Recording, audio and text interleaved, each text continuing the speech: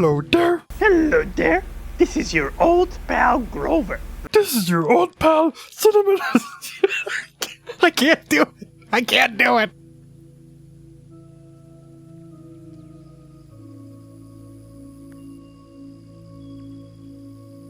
I'm still on the path to painting this bus, though I'm under a bit of a time crunch. I started by finishing what I started last week, namely removing the stickers and smoothing out the rivet holes on the driver's side. I time-lapsed this because you guys have seen me do this before.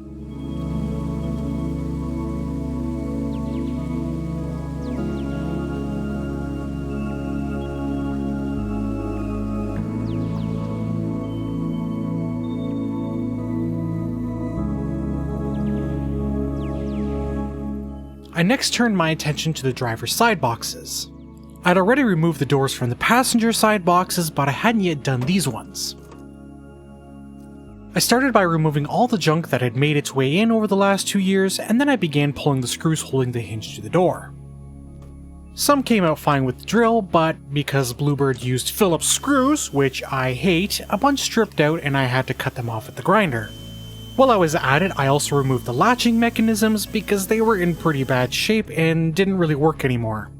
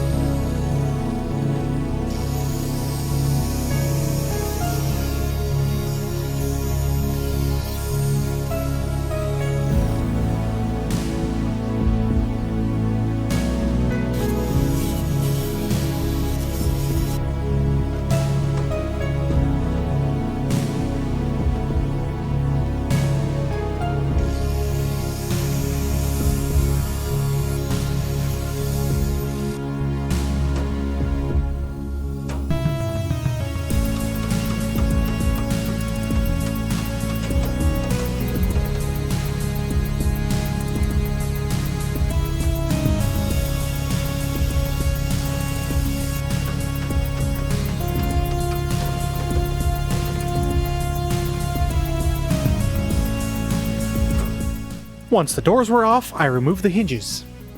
These doors and hinges will be cleaned up and reused, and the plan is to make the doors swing sideways. I'm doing this because the latching mechanism can be much simpler this way, and because the door won't need a cable to keep it open the whole time I'm accessing this area.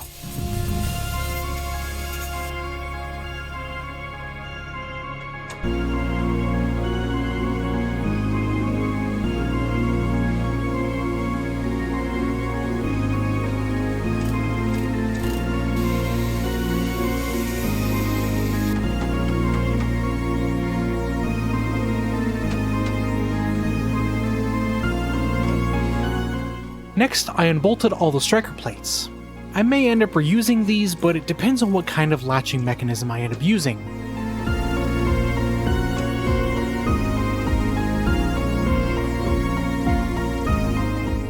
I also needed to modify parts of the door frames to make room for the hinges. Again, this is because I'm making the doors swing sideways.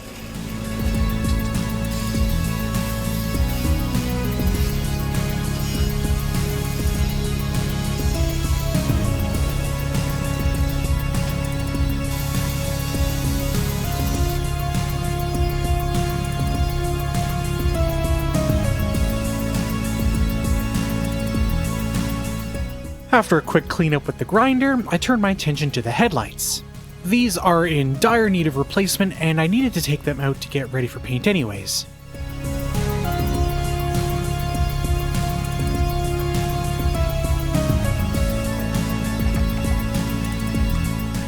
As per usual, these were held in with a bunch of rusted Descartes Phillips screws, and I ended up just cutting most of the darn things out.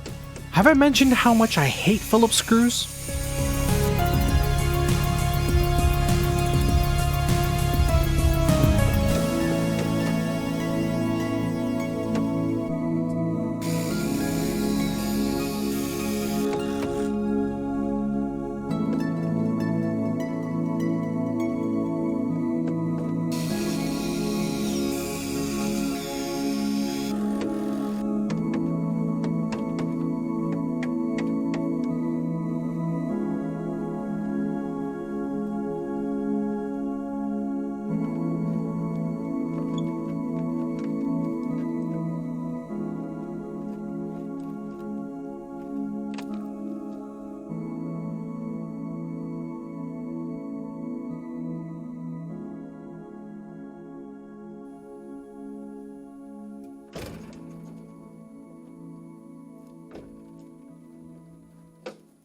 After much faffing about, the headlights were out, and I decided to clean up some of the screws and rubber grommets that were still in the dog nose.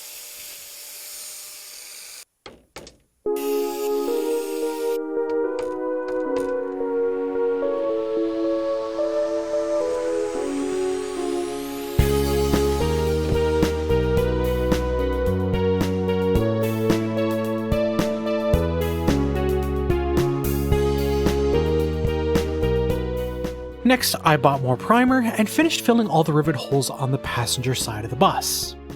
And yes, I know this doesn't look very nice. I will come back and smooth this all out later. For now, my goal is to get the holes filled in with the body filler.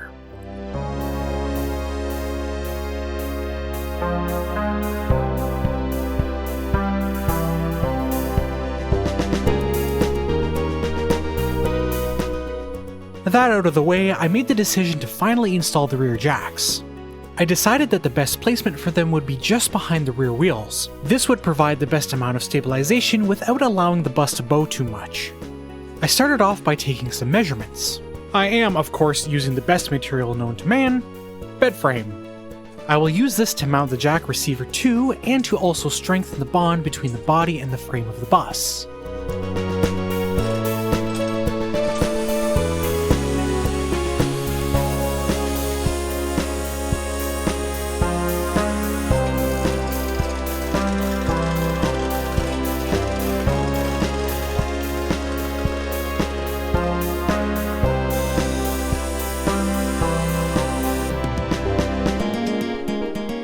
After checking to make sure that the bed frame piece would fit, I marked and cut out a little section of this kick-in on the skirt because it was in the way.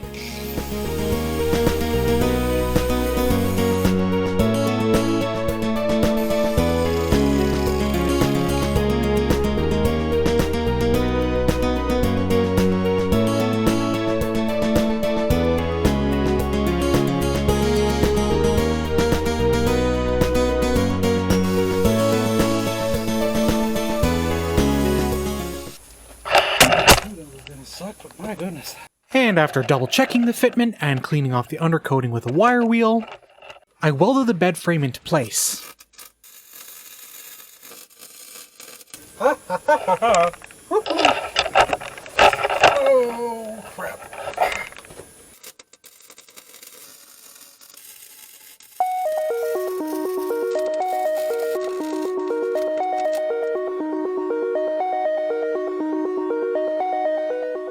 That complete, I figured out how high I wanted the jack to be, and then welded the jack receiver into place.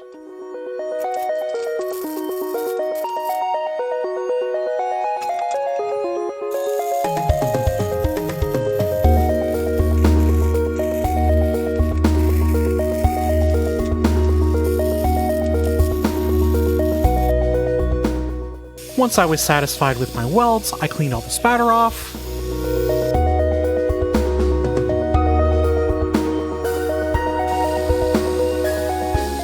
gave the jack a quick test,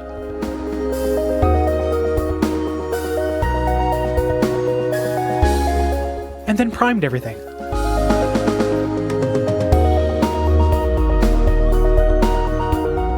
And of course, what I do to one side, I must also do to the other.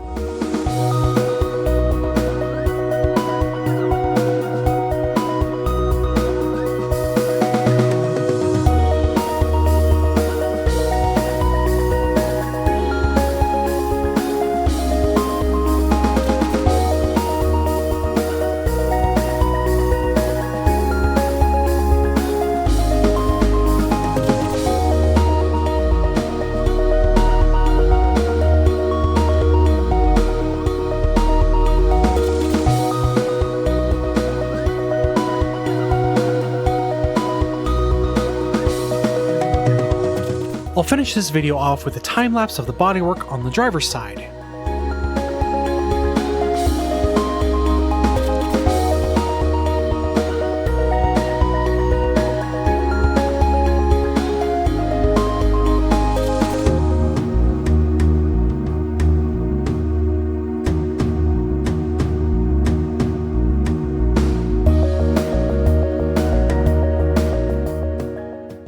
And that's all for this video. Hopefully you enjoyed. If you did, I'd be very grateful if you'd consider subscribing. It's by no means necessary, but it does help this channel grow. Thank you so much for watching, enjoy your day, and I'll see you next time.